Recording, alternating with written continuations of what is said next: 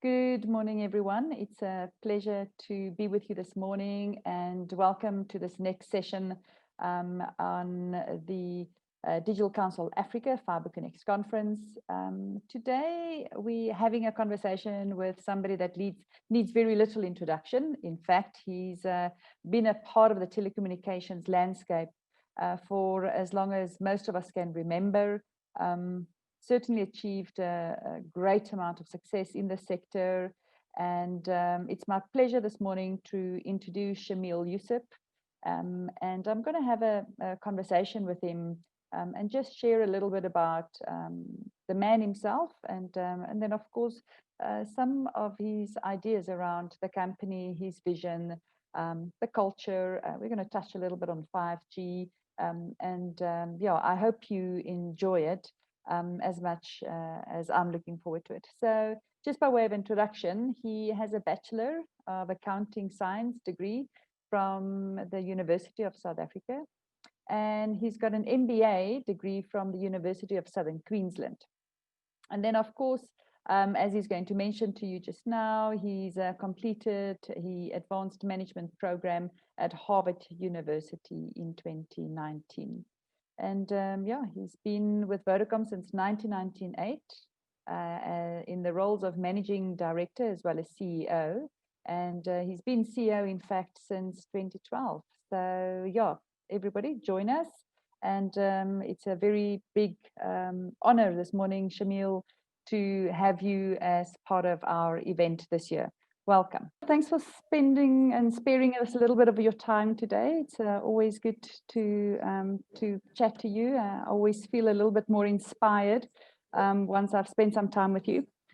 So I've got a couple of questions, and for me, it's also important not just to always focus on companies and their role in the sector, but it's also really important for me to talk a little bit to the people that behind the scenes and that that do all the hard work and the heavy lifting, and to just showcase the humanity within the big organizations in our country as well. So I suppose you've got people that you've looked up to. I've certainly got people that I look up to. And we're surrounded by great leaders, and I think we often mimic them and base our own leadership roles on them. And so I wanted to ask you, as Shamel Joosub, what is your leadership style? I think, firstly, Juanita, thanks for having me. I think the leadership style is very much, I'm a pusher. Yeah, so and if you ask my team what do they, how would they characterize me, it's probably tough love. Okay, so I make sure that we create opportunities. When I say I'm a pusher, I'm not one to bellow in glory. If we've had a good year, we've had some success, it will be well done, guys. Okay, what's next? And my leadership style is very much looking at because maybe it's got something to do with the way I've grown up. In my mind, I'm still a battler. And that's the way I grew up. I've been trading from the age of 5 and always trying to find opportunities. And so it's very much about, let's push ahead. That's the one. The second part is really, when I say tough love, I make sure that, I create opportunities for my people, make sure that they've been properly developed and so on the one side.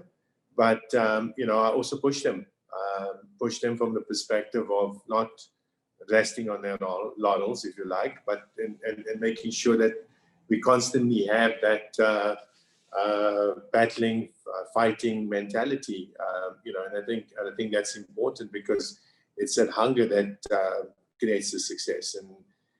And then the last piece is giving back, and giving back in different ways. I make sure that we do a lot of development within the company so that we can grow our own timber, so to speak, and so that we push people out and give them opportunities and grow them and train them. And we've recently introduced a program forcing everybody to acquire one more skill So every year you have to go and take on additional skill, which the company will pay for. And it's that constant push that's there, but also looking ahead, right? I think part of it's that hunger that I'm always looking at, okay, but that's good for today, but what about tomorrow? And what about the next day? And where are we going to be in 3 years' time? And yeah, I like to think that that's helped shape, the different companies that I've led over the years. So supposed more than anything in Vodacom, but yeah, so it's always, and then investing in those new opportunities and driving innovation and driving, and I'd say over the last 27 years, it's once pushed very hard in many different areas in terms of ensuring that we're always innovating and we're always creating new. And then we're also driving our people to come up with ideas, but also looking at opportunities in the broader market and taking us in different directions. So you weren't born with a proverbial silver spoon. You worked. No, no, not at all. As I said to you, I've been working since the age of 5. By 12, I was running a factory, making salt and vinegar for my uncles. So it's and I've been, I traded. I was a street vendor from very young. From the age of 7, I used to sell earrings and walk through the township, selling earrings and so on in Marabastad. And yeah, so things didn't come easy. I never had the opportunity to go to university full time. Actually, the first time I went to university full time was last year when they sent me to a course on Harvard in the more skilled part of and self-development. But I studied. I did everything through correspondence. I used to hold 4 jobs at the same time. Basically, I finished my first job to start the second job and so on. So that kind of mentality is very much embedded into my leadership style. It's always the one I'm pushing, and making sure that we're always battling and fighting for success. So I find it less amongst women, I must be honest, but I sometimes find that as South Africans, we sometimes resent each other's success. I think people see the person that they are today. They see them, they live in a nice house, they drive a nice car.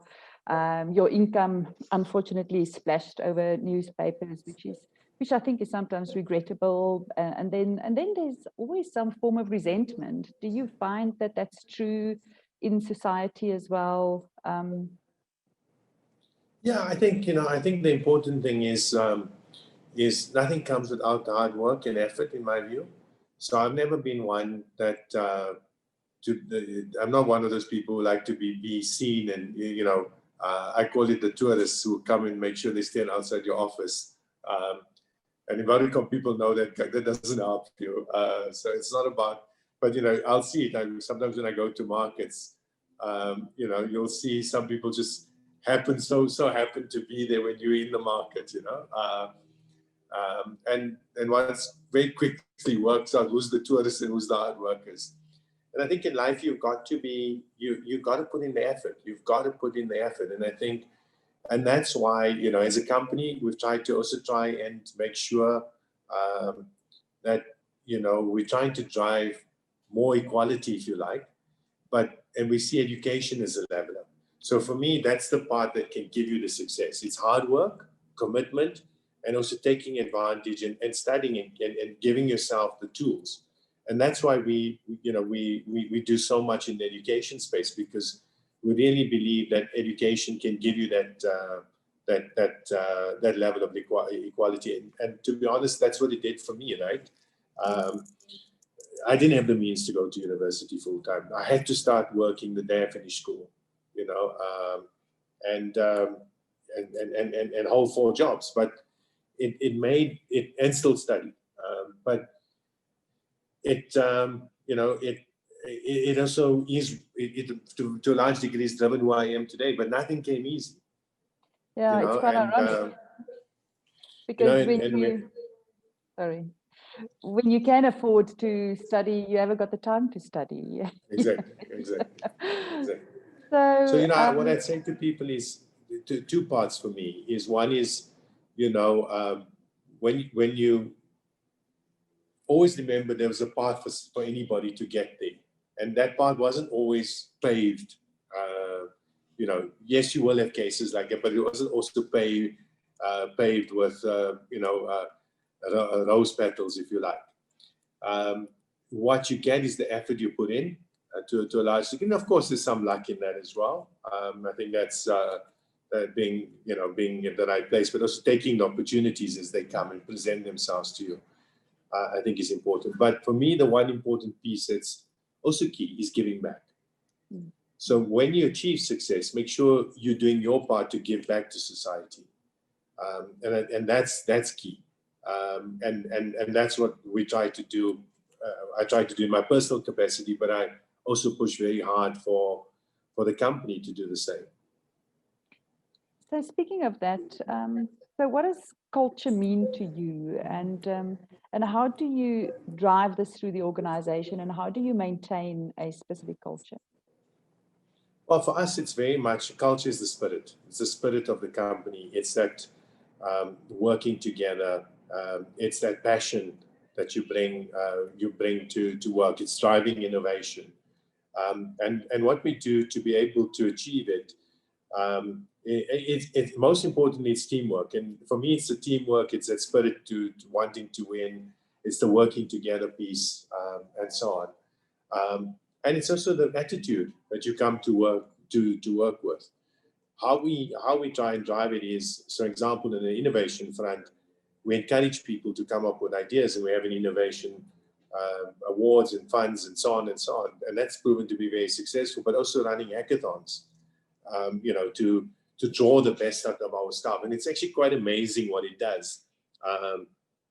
Because what you find is different groups of, so this year, different groups of different people getting together. So this year we ran a one hack 7-country event virtually, as an example. And, you see the different teams coming together. But what's fascinating is the ideas that come out,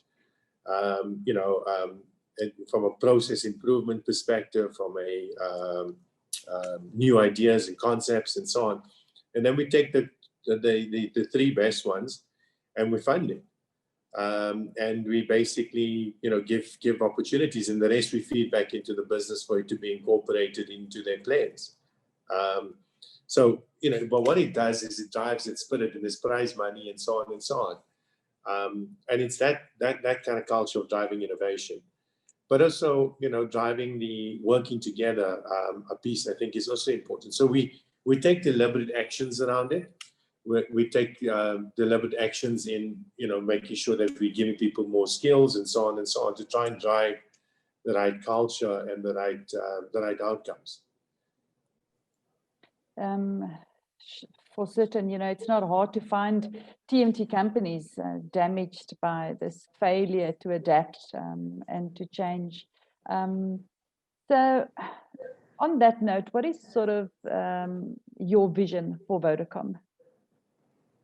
Well, I think the vision really now entails we've done very well as a telco, but I think we're now moving from a telco to a techco.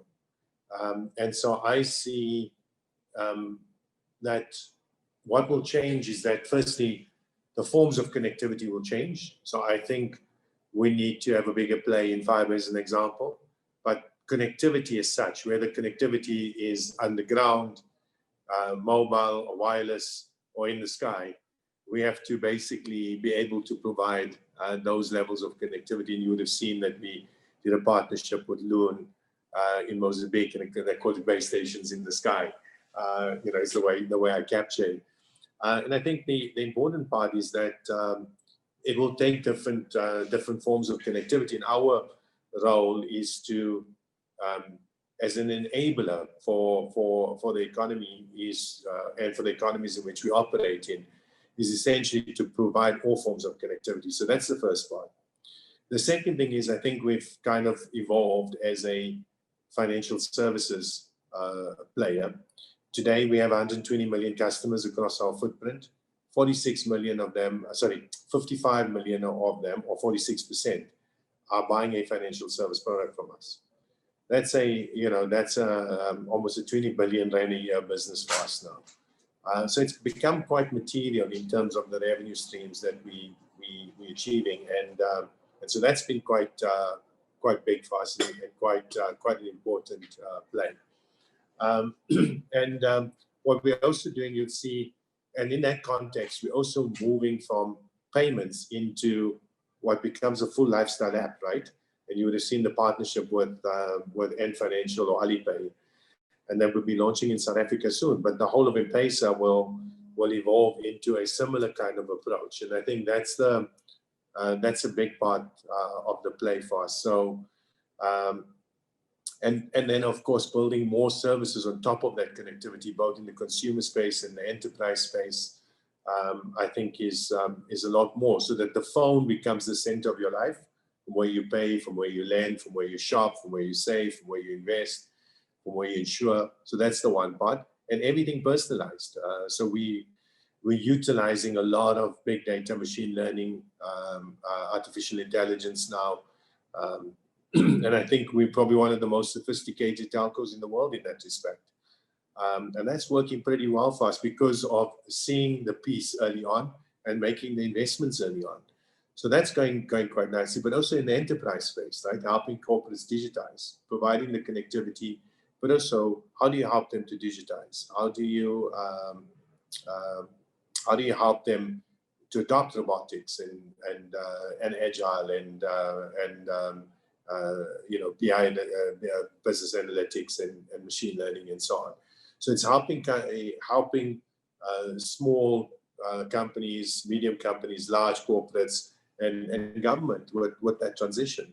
And we see that as our role going forward. And you will see our strategy is very much build, buy, or partner. Build in the core, so that's connectivity. Buy where you need to add more capabilities. And partner, where I call it 1 + 1 = 5, which simply means that what you could have achieved on your own can become much larger through partnering with another capable supplier. And so we're evolving into this tech company, but building strong platforms as well. And so we have now our own insurance platform, our own loyalty platforms, our own financial services platform with M-Pesa, and now with the Alipay platform in South Africa, our own music platform, gaming, video, TV. So you can see it's going into a very different direction. It's not just about the connectivity, it's also about the services that you can provide to your customer. And then, of course, linking it all together into what we call a signature customer service program, so that we can make sure that we're providing the best service to customers. So, obviously, I come from a fiber space, it's my background, but we're now trying to play a slightly bigger role in the sector. So I know it's not just a rumor. You've openly said that you're quite keen on the fiber space. How do you see the opportunities in that? Is it just sort of in the backhaul space, or are you quite keen on actually fiber to the home, or is it just as part of your 5G play? What sort of is your thinking on the market and the opportunities within the fiber space? I think so firstly, I think if you look at the evolution of what's been happening globally, you'll see it's evolving from pure mobile into mobile and fixed. And you'll see Vodafone is now one of the biggest converged operators in Europe as well. So definitely, I think we, as the telcos, if I'm honest, I think we under-indexing on our play in fiber. So that's the first issue. I also think there's a bigger societal problem that we need to deal with, is that we need more fiber connectivity in South Africa, and for that matter, in all our markets. So in Africa in general, fiber connectivity is still very low. So I think there is an opportunity to connect a lot more homes. We have 16.5 million homes in South Africa today. And we need to be able to take fiber connectivity to almost all those homes, or to a large portion of those homes. I think there will always be a portion that's mobile. So the way I see it is there'll be a portion that's fixed, there'll be a portion that's mobile, and obviously 5G in time will give you more capability in that regard. And the rest will be 4G and so on. So, I think it's not one or the other. I think it's complementary. And in time, it could also be, through satellites or low orbit satellites and so on. So, there will be different forms of connectivity. And I think our role is to provide our customers what they need. And that's the forms of connectivity. So I think the telcos are under indexing in that space and need to do more. And that will come from either corporate action or increased capital spend on fiber in years to come. Yeah, it's certainly not a cheap game to be in. It requires ongoing investment, and I certainly have seen, companies are just constantly in raising mode. So just talking about fiber, obviously there's a benefit to owning some fiber networks, especially if you've got a vision for 5G. And I know I've asked you this a couple of months ago. I asked you in a meeting, sort of, how do you see 5G, and has your mind changed about your perception and your view of 5G? And maybe just to start with, how do you see 5G and the timescales for deploying it and the uptake? Well, I think for me, 5G is going to come. There's certain benefits that come with 5G. One of the biggest benefits is that it kind of gives you the ability to do unlimited type offerings on a mobile network, which today is not, you can do, but it's not really practical in a mobile network. And to be honest, if you try and do it on a mobile network, it can be sometimes quite damaging. So you've got to find that balance. What 5G does is that pipe just becomes, because mobile is a contented service, the pipe in 5G is a lot bigger. So you can give faster speeds and you can do unlimited type offerings. So that's probably the biggest benefits. Now the question is, okay, but what are you going to do with all that speed? In terms of and so on. So of course, it will give you the ability to do fiber-like offerings. That's one.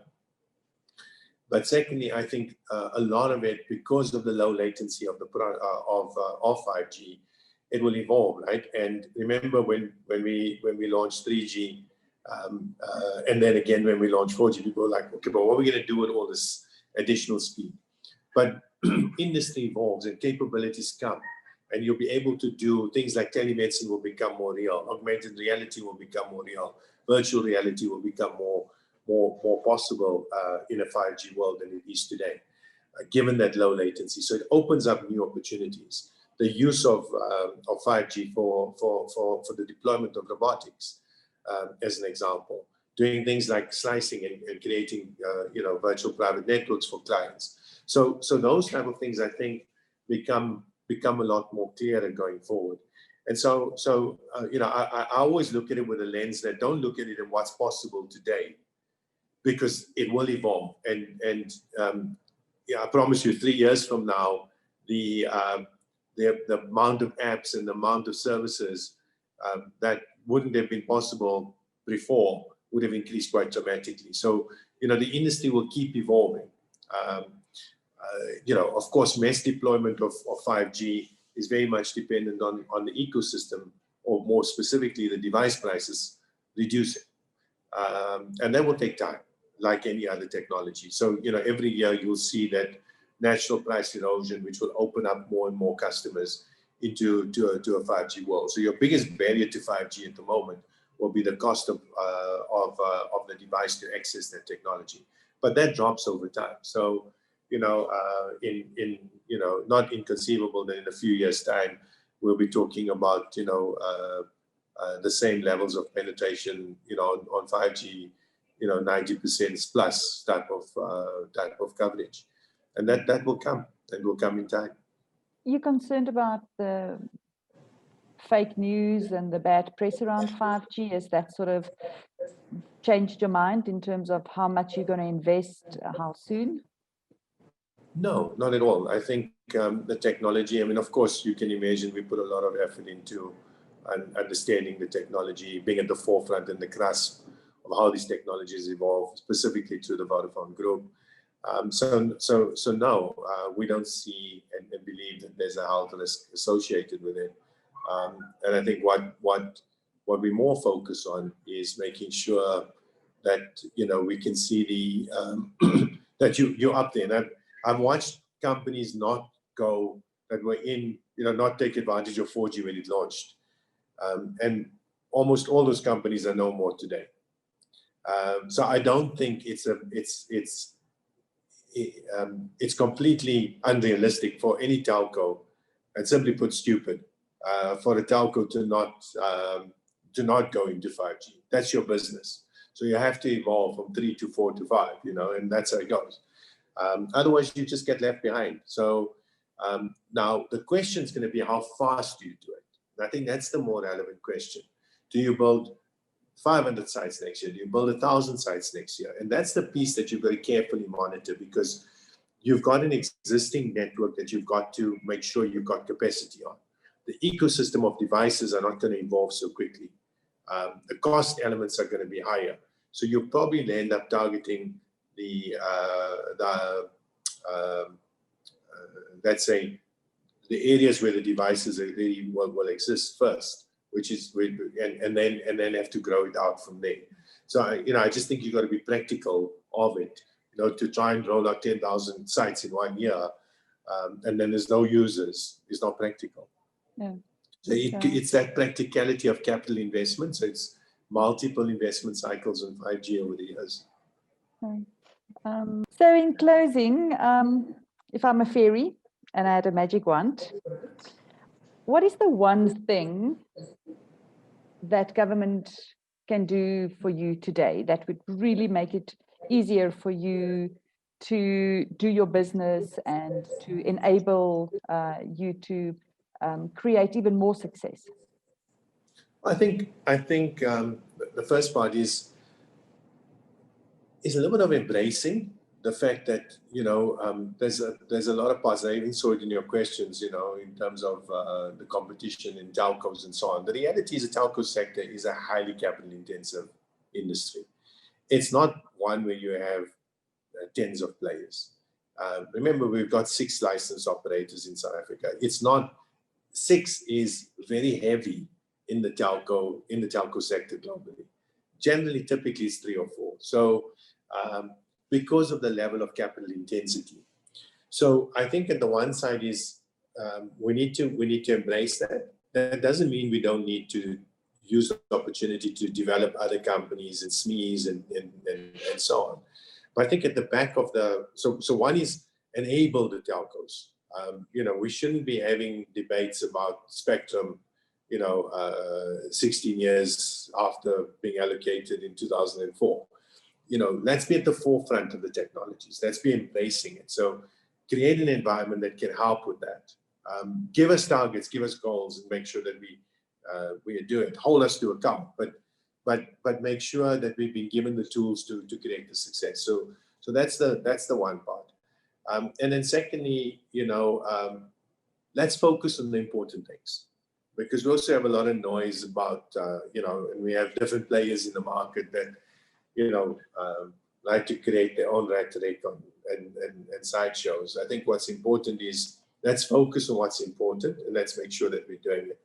Let's create an environment that can bring the big companies and the smaller ones together so we can create more big ones. And sometimes you need the support from the big companies. A good example is IoT.next. You know, here was a small company, great tech, but it needed let's say the impetus that we could have given it, both with funding as well as access to distribution and so on, not just locally but globally. Today, and it's taken us 18 months, and the success is unbelievable. That the IoT business is growing 45%, and it's just become amazing. And that business in a few years' time will probably be worth $1 billion. Now, if you can build more of these, we've got very, very good tech in South Africa. Create an environment where we can help encourage the bringing together of the big and the small so that they can work together to create more opportunities. And that's our competition rules. And that's, so encourage more of this, because you want the bigger companies to put funding behind some of it. Another opportunity is fiber. So let's be encouraging of these, and even create incentives for people to do it. And then I would say create more incentives around for smaller companies, but even for bigger ones, to bring the technology and to make South Africa a hub in this new 4IR world. And those are the things that I think that government can do that can really drive the sector forward. And I think it's important because the sector is an enabler of other sectors. And I think that's extremely important. So it's not for Vodacom, it's for, the stance we've got to take is what do we do for the sector to drive it forward? Shamel, thank you for your time. I come from, I've said before, the fiber space. So, it's I've watched a lot of companies come out of the ground, literally. And I know what it's taken for the CEOs of those companies to build it, to get to where they are, and to have, the success and to enjoy the success of where they are. I certainly know what it's taken for you to have built Vodacom South Africa and the group as a whole, and to get to where you are. So congratulations, and if people don't tell you enough, well done. And we should certainly be proud of you, and you have got a lot to be proud of on yourself. So I know you're very busy. So thank you very much for giving us some of your time today. It's a big pleasure, and I look forward to catching up with you in the near future.